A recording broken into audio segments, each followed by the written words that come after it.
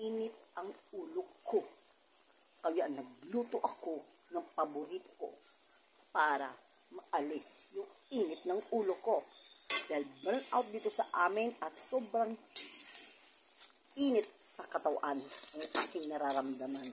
Kaya, yan, kailangan kong mag-alis ng stress. So, kailangan kong kumain ng mga paborito ko. Lalagyan ko siya ng gata. Hintay ko lang maluto ang kalabasa.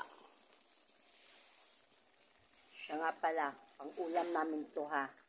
Pang-ulam namin. Kung gusto nyo nito, magluto kayo, leche. Diba? Yan.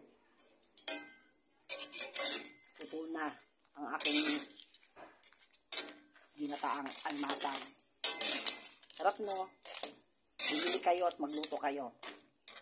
Bye. Yun lang.